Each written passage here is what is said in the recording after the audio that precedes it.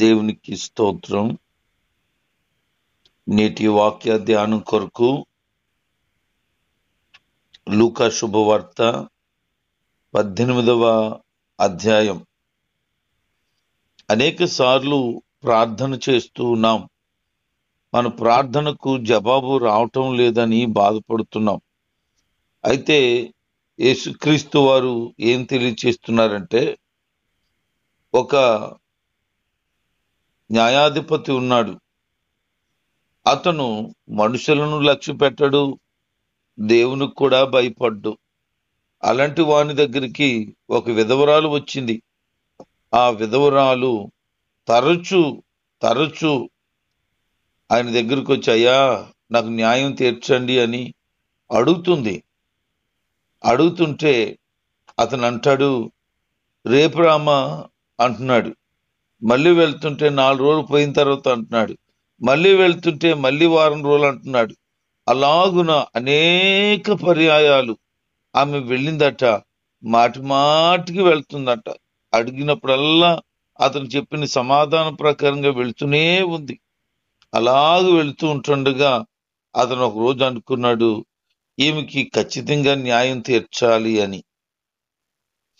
ఒక అన్యాయస్తుడు, దేవునికి భయపడ్డు, మనుషులను లక్ష్య పెట్టడు, అలాంటి వాడికే మాటికి వచ్చి అడుగుతుంటుండగా, మేలు చేయాలి, ఈ వ్యక్తికి నేను న్యాయం తీర్చాలి అని ఆలోచన చేస్తే, మరి మీ పరలోకపు తండ్రిని మీరు అడుగుతుంటే జవాబు ఇవ్వకుండా మానేస్తాడా అని చెప్తూ, నిత్యము కూడా విసుక్కుండా ప్రార్థన చేయండి, విసుక్కోకండి ప్రార్థన చేయడంలో అని చెప్తున్నారు. కొంతమంది మేము నీతిమంతులమని భావించి మరికొందరిని అసహ్యంగా చూస్తున్నారు. ఇది చాలా మందిలో కనబడుతుంటది. మేమే పెద్ద అనే గొప్పతనపు ఆలోచనలు కలిగి ఇతరులని చిన్నతనపు చూపులు చూస్తూ ఉంటారు. అది మందిరాల్లోనూ ఉంటది, బయట సమాజంలోనూ కూడా ఉంటది. మేమేదో పెద్ద పైనుంచి దిగొచ్చాం అన్నట్లుగా వారు బిల్డప్ ఇస్తూ ఉంటారు. అలాంటి వాళ్ళ గురించి చెప్తున్నాడు ఆయన. ప్రార్థన చేయడానికి 2 మనుషులు ఒక దేవాలయానికి వెళ్ళారని, వెళ్తే ఆ దేవాలయం దగ్గర 2 ప్రార్థన చేస్తూ ఉన్నారు అని, 2 ప్రార్థన ప్రభువు వింటూ ఉన్నాడు అని. వింటున్నప్పుడు ఆ 2లో ఒకడైనటువంటి పరిసయ్యుడు ప్రార్థన ఇలా ఉంది, దేవా, నేను చోరులను, అన్యాయస్తులను, వ్యభిచారులైనను, ఇతర మనుషులైనను, ఇదిగో ఈ నా పక్కనున్నాడే, ఈ శుంకరు వలనైనను ఉండనందుకు నీకు కృతజ్ఞతలు అన్నాడు. దేవునికి వందనాలు చెప్పడానికి వాడు ఇతరులను తక్కువ చేసి చిన్నచూపు చూసి మాట్లాడుతూ, నన్నెంత గొప్పగా పెట్టావు అని దేవుని గణపరుస్తున్నాడు. నిన్నుగా దేవుడు గణపరచాలని కోరుకుంటున్నాడు తప్ప, పక్కోళ్ళ కంటే నన్ను గొప్ప చేసావు, పక్కోళ్ళ కంటే నేను బెటర్గా ఉన్నాను, అందుని బట్టి నీకు వందనాలు అని చెప్పమని ఆయన అంటలేదు. కొంతమంది అలాగే ఉంటారు. మేమేదో గొప్ప అన్నట్లు అనిపించుకోవాలని ప్రయత్నం చేస్తూ, ప్రభువా, నాకు మీరు ఇచ్చినటువంటి వాహనాన్ని బట్టి, వస్తువును బట్టి, గృహాన్ని బట్టి, కుటుంబాన్ని బట్టి అని ఇవన్నీ చెప్తూ వందనాలు చెప్పుకోవాలి వ్యక్తిగతంగా. కానీ ప్రభువా, మా పక్కింటోడికి లేని ఇల్లుని నాకు ఇచ్చావు, నీకు వందనాలు, మా పక్కింటోడికి లేని టీవీ నాకు ఇచ్చావు, వందనాలు అని, పక్కింటోడికి అది లేదు ఇది లేదు, వాడిని అలాగ ఉంచావు, నన్నేమో ఇంత బాగా ఉంచావు, నీకు వందనాలు అని చెప్తే ఆయనకి ఏమి నచ్చుతుంది? ఆడు పైగా ఇలాగ అంటున్నాడు, ప్రభా, వారానికి 2 సార్లు ఉపవాసం ఉంటున్నాను, నేను నా సంపాదన అంతట్లో 10వ భాగం కూడా చెల్లిస్తున్నానని ప్రార్థన చేస్తున్నాడు. భక్తిపరుడే. వారానికి 2 సార్లు ఉపవాసం అంటే సామాన్యమైన మాటల? చాలా భక్తి ఉంటే కానీ 2 సార్లు ఉపవాసం ఉండలేరు. మరలా అతను చెప్తున్నాడు, నేను నాకు వచ్చిన అంతట్లో 10వ భాగం ఇస్తున్నాను అంటున్నాడు. చాలా భక్తిపరుడే, వాక్యం ఎరిగిన వాడే పరిచయుడు. అందుకనే అతను ఇవ్వవలసిన దేవుని భాగాన్ని ఖచ్చితంగా ఇస్తున్నాడు. ఈరోజు ఎంతమంది ఉపవాసాలు ఉంటున్నారు? సంవత్సరానికి ఒకసారి ఉపవాస కూటాలు పెడతారు. ఆ 3 రోజుల ఉపవాస కూటాల్లో ఒక్క పూట కూడా ఉపవాసం ఉండలేని మహానుభావులు ఉంటారు. ప్రతి శుక్రవారం ఉపవాస ప్రార్థన జరుగుతుంది మందిరంలో. ఎంతమంది ఉపవాసం ఉంటున్నారు? ఆ భక్తి ఉందా ఈ రోజున? అలాంటి భక్తి కనబడుతుందా? పరిచయుడు చేసినటువంటి ప్రార్థన దేవుడికి ఇష్టం లేకపోయినా అతను చేస్తున్న పని గొప్పదే. అది అలా చెయ్యాలి. వారానికి 2 సార్లు ఉపవాసం ఉండాలి. అది ప్రభువు చెప్పిన మాటే. కాకపోతే ఈడు ఇతరులతో పోల్చుకుంటున్నాడు. అక్కడ దేవునికి నచ్చలేదు. నువ్వు చేసే భక్తి ఏదైనా సరే ఇతరులతో కంపేర్ చేసుకోవద్దు. వ్యక్తిగతమైనది భక్తి అని అంటే. కనుక నీ వ్యక్తిగతమైన భక్తిని పక్కోళ్ళలో చూసుకుంటే వాళ్ళకంటే బాగున్నాను అని ఆనందిస్తే నీకంటే బాగున్నవారు ఖచ్చితంగా ఉంటారు. మరి అప్పుడు నీ సంగతి ఏంటి? అందుకే ఎవరికి వారుగా దేవునికి కనబరుచుకోవాలి తప్ప పక్క వాళ్ళ మీద ఎప్పుడు చిన్న చూపు చూడకూడదు. ఇంకా అంటాడు, నేను నాకు కలిగిన అంతట్లో దశమ భాగం ఇస్తున్నాను, 10వ వంతు ఇచ్చేస్తున్నాను అంటున్నాడు. మరి దేవునికి మరి పరిచయుడు ఇస్తున్నటువంటి ఆ భాగం ఎంత గొప్పది. వాడు పక్కోళ్ళతో పోల్చుకుంటున్నాడు కానీ దేవునికి ఇవ్వవలసిన భాగాన్ని ఇస్తున్నాడు. మరి ఈరోజు నీవు దేవునికి ఇవ్వవలసిన ఆ దశమ భాగము ఇస్తున్నావా? నా మందిరంలో ఆహారం ఉండినట్లు మీరు 10వ వంతును తీసుకొని నా మందిరపు నిధిలోనికి తెండి అంటున్నాడు ఆయన. ఖచ్చితంగా ప్రతి ఒక్కరూ దేవుని కలిగిన వారు దశమ భాగము తీయాలి. అది ప్రభు యొక్క ఉద్దేశం. ఇతను ఇలాగ ప్రార్థన చేస్తూ ఉంటుండగా ఆ పక్కనున్నటువంటి సుంకరి ప్రార్థన చేయడం మొదలు పెట్టాడు. అతను అంటాడు, దేవా పాపనైనా నన్ను కరుణించు అని. ప్రభుకి ఏం కావాలో తెలుసా? మనం పాపులమని గుర్తించుకొని పశ్చాత్తాపడడం కావాలి ఆయనకి. మనం పాపపు స్థితిలో ఉన్నాము, ఆయన మాత్రమే మనల్ని పరిశుద్ధులుగా మార్చగలడు అని నమ్మి మనం ముందుకు సాగాలి. ఈ శుంకరి అదే అంటున్నాడు. అతను బడాయి చెప్పుకోవడానికి నా దగ్గర ఏమీ లేదయా, నేను ఒకటి కలిగి ఉన్నాను. అదేంటి అని అంటే నీ నామాన్ని, అందుకనే నేను పాపినని ఒప్పుకుంటున్నాను, నన్ను క్షమించు అని ప్రార్థన చేస్తున్నాడు. వెంటనే దేవుడు అతన్నట నీతిమంతునిగా తీర్చాడట. ఈరోజు దేవుని మందిరంలో ఏముంది? నీతిమంతులుగా మార్చబడే ఒక గొప్ప అవకాశం ఉంది. అది మన ప్రార్థనను బట్టి, పశ్చాత్తాపాన్ని బట్టి, ప్రభు దగ్గర క్షమాపణ కోరుకొని ముందుకు సాగిన విధానాన్ని బట్టి మనకు ఆ మేలు కలుగుతుంది. మరి నువ్వు నమ్ముతున్నావా? నీ జీవితంలో దేవుడు గొప్ప కార్యాన్ని జరిగిస్తాడు అని, నిన్ను నీతిమంతుడిగా, నీతిమంతురాలుగా తీరుస్తాడని నమ్ముతున్నావా?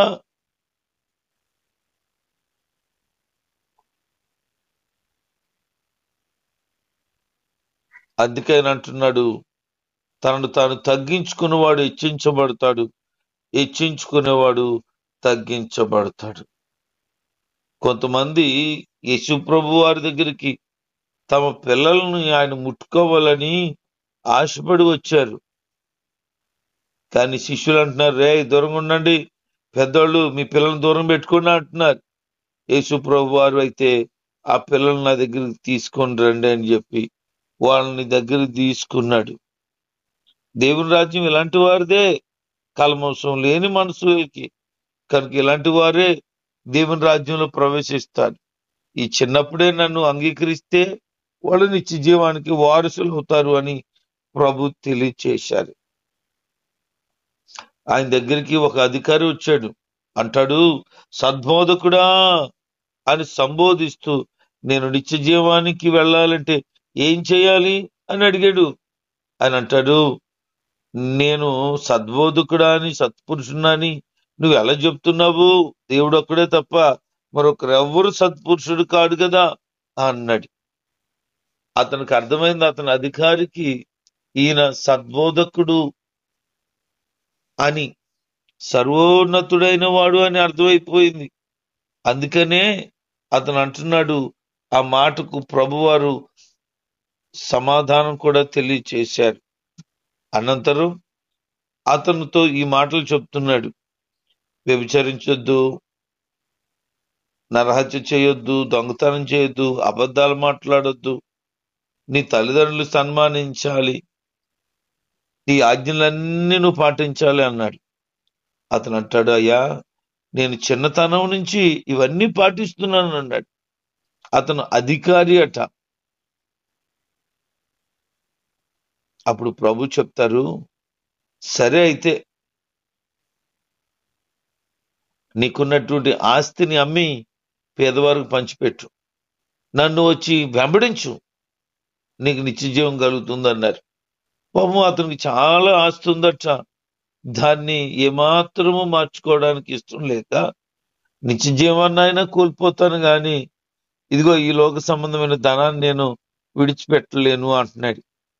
చాలా మంది రోజు ఎలా ఉన్నారు తెలుసా? ఈ భూ సంబంధమైన వాటి కొరకు వెంపర్లాడేవారుగా ఉన్నారు. ధనం కొరకు దేవుణ్ణి కూడా వదిలేసిన వాళ్ళు ఉన్నారు. ధనమే ధనమే ధనమే నాకు మూలం అని భావిస్తూ ఉన్నారు చాలా మంది. ధనం నీ అక్కరకు రాదు అని గమనించలేకపోతున్నావు. అది శాశ్వతం కాదని అర్థం అవటం లేదు. ఈ ధనాన్ని చూసుకున్నాడు గాని నిత్య జీవాన్ని చూసుకోలేకపోయాడు. ప్రభువారికి అతని పట్ల ప్రేమ ఉంది, కానీ అతనికి ఆ ప్రేమ అర్థం కాలేదు. అతను బాధపడుతూ వెళ్ళిపోయాడు. ప్రభు చెప్తున్నారు, ధనవంతుడు దేవుని రాజ్యంలో ప్రవేశించడం చాలా కష్టం. ఎందుకంటే అతను ధనాన్ని బట్టి బ్రతుకుతాడు తప్ప దేవుని బట్టి కాదు అని. యెరూషలేములో లోపలికి వెళ్ళాలి అని అంటే 12 గుమ్మాలు ఉన్నాయి. ఆ 12 గుమ్మాల్లో ఒక గుమ్మం పేరు సూది బెజ్జం. అది చాలా చిన్నగా ఉంటుందట. ఒంటెలు కూడా దాంట్లో దూరాలంటే బాగా ఒంగోని అతి కష్టం మీద వెళ్ళాలట. ప్రభు అంటాడు, సూది బెజ్జంలో ఒంటె దూరడం సులువే, కానీ ధనవంతుడు పరలోక రాజ్యంలో ప్రవేశించడం కష్టము అని. కష్టం అన్నాడు కానీ వెళ్ళడు అని చెప్పట్లేదు. బైబిల్ చరిత్ర ప్రకారంగా చూస్తే అబ్రహాము ధనవంతుడు, మరి నిత్యజీవం సొంతం చేసుకోలేదు. మరి అబ్రహాము, ఇస్సాకు, యాకోబులు కూడా ధనవంతులే, వారు దేవుని మార్గంలో నడవలేదు. అంటే కష్టం అంటే ఎల్లరు అని కాదు, కష్టాన్ని కూడా భరించగలిగిన వారు ఎవరైనా ఉంటే వారు వెళ్తారు అని అర్థం. కొంచెం కష్టమైన పనే అయినా సరే దాని కొరకు ప్రయత్నం చేస్తే తప్పకుండా సఫలం అవుతారు అని ప్రభు ఉద్దేశం. కాబట్టి పరలోక రాజ్యంలో ఎవడు వెళ్ళడింకా అని అన్ని డిసైడ్ చేయొద్దు. అక్కడికి ఎవరు వెళ్తారో డిసైడ్ నువ్వు కాదు, ఆయన చేస్తాడు. కొంతమందికి డౌట్ వచ్చేసింది అక్కడ. అలాగైతే ఎవరు పరలోకం వెళ్తారయ్యా అని. నిజమే, మరి ధనవంతులు వెళ్ళడం కష్టం అంటే దాదాపుగా అక్కడ ఉన్న వాళ్ళందరూ కూడా ధనం కలిగిన వారే. మేము వెళ్ళము అని వాళ్ళు అనుకుంటున్నారు. ప్రభు చెప్తున్నారు, ఇది మనుషులకి అసాధ్యం, కానీ దేవునికి సమస్తం సాధ్యం. రక్షణ లేని వారు, నశించిపోతున్న వారు మారు మనసు పొంది పశ్చాత్తాపం పడి ప్రభు దగ్గర క్షమాపణ కోరుకోగలిగితే వారి జీవితాల్లో దేవుడు తప్పకుండా నిత్య జీవానికి వారసత్వాన్ని ఇవ్వగలడు. పేతురు గారికి డౌట్ వచ్చేసింది, మేము అన్ని విడిచి వెంబడించాం నిన్ను, మాకేంటి సంగతి? అన్ని వదిలేసాం మేము. మరి ఆయన ఏమన్నావు? ఆ అధికారిని, అమ్మేసి బేదలకు ఇచ్చేయమన్నావు. ఇప్పుడు మాకు అమ్మ ఇవ్వడానికి కాదు కదా, చిల్లుకి అవ్వలేదు, మొత్తం వదిలేసి వచ్చేసాం అంటే ప్రభు అన్నారు, నా నిమిత్తం, సువార్త నిమిత్తం ఇంటినైనా, భార్యనైనా, అన్నదమ్ములైనా, తల్లిదండ్రులైనా, పిల్లలనైనా, మరొక చోట రాయబడి ఉంటుంది భూములనైనా, ఇండ్లనైనా అని కూడా రాయబడి ఉంటుంది. ఎవరైతే విడిచిపెడతారో వారికి అనేక రెట్లు ప్రతిఫలం కలుగుతుందట. ఖచ్చితంగా నిత్య జీవం కూడా పొందుకుంటారు. ఏం గొప్ప ధన్యత! నిత్య జీవానికి వారసుడిగా, వారసురాలుగా అవటానికి దేవుడు నీకు అవకాశం ఇస్తున్నాడు. క్రీస్తు కొరకు అన్ని విడిచిపెట్టగలిగితే నువ్వు రెట్లు ఇక్కడ పొందుతావట, నిత్య జీవం కూడా ఇస్తాను అంటున్నాడు. మరి ఇంతటి భాగ్యాన్ని నువ్వెందుకు కోల్పోతున్నావు? క్రీస్తుని వెంబడించడానికి ఈ లోక సంబంధమైనది ఏది నాకు వద్దు అని మాట్లాడలేకపోతున్నావు. షాపాతు కుమారుడు అయినటువంటి ఎలీషా, దైవజనుడు ఏలియా వచ్చి అరకలు దున్నుతున్నటువంటి 12 అరకను దున్నుతున్నటువంటి ఎలీషా మీద దుప్పటి కప్పినప్పుడు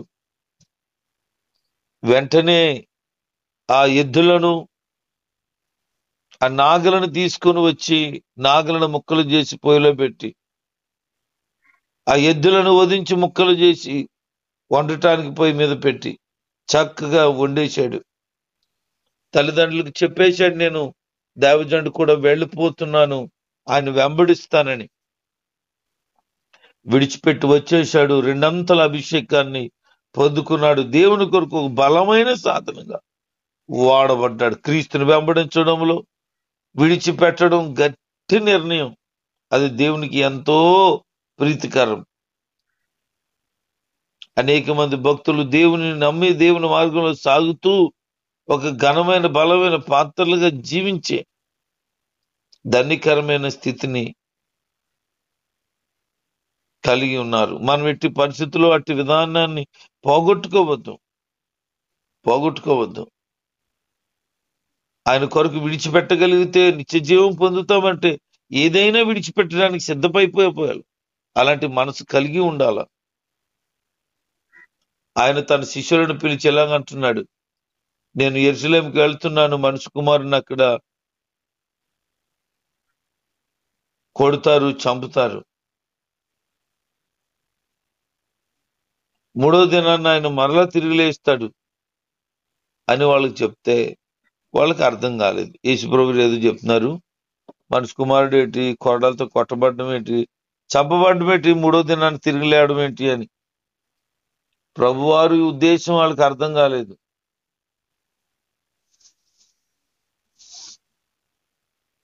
తర్వాత అర్థమైంది. యేసు ప్రభు వారు ముందే చెప్పారు, మరణాన్ని జయించి తిరిగి లేస్తానని, మనమే గ్రహించలేకపోయాము అని. లేఖనాలు గ్రహించినట్లుగా అప్పుడు వారి నేత్రాలు తెరవబడ్డాయట. మరి ఇప్పుడు నీ నేత్రాలు తెరవబడ్డాయా? మనోనేత్రాలు తెరవబడిన వ్యక్తిగా ఉన్నావా? దేవుని వాక్యాన్ని విని వాక్యానుసారంగా జీవించడానికి ఆయన ఏ ఏ విషయాలు బోధించారో వాటిని గ్రహించగలుగుతున్నావా? ఆయన ఎరుకో పట్టణం వెళ్తే ఒక గుడ్డోడు త్రోవ పక్కన కూర్చున్నాడు, భిక్షం అడుక్కుంటున్నాడు. జనాలు విపరీతంగా వచ్చి వెళ్తున్న శబ్దాన్ని అతను గమనిస్తున్నాడు. అడిగాడు ఎవరినో, ఏంటి ఇంత శబ్దం ఉంది అని అంటే వాళ్ళు అన్నారు, నజరేయుడైన యేసు ఈ ప్రాంతానికి వచ్చాడు కాబట్టి జనాలు వెంబడిస్తున్నారు ఆయన్ని అని చెప్తే వాడు వెంటనే ఉండలేక, దావీదు కుమారుడు యేసు నన్ను కరుణించు అని కేకలు వేయడం ప్రారంభించాడు.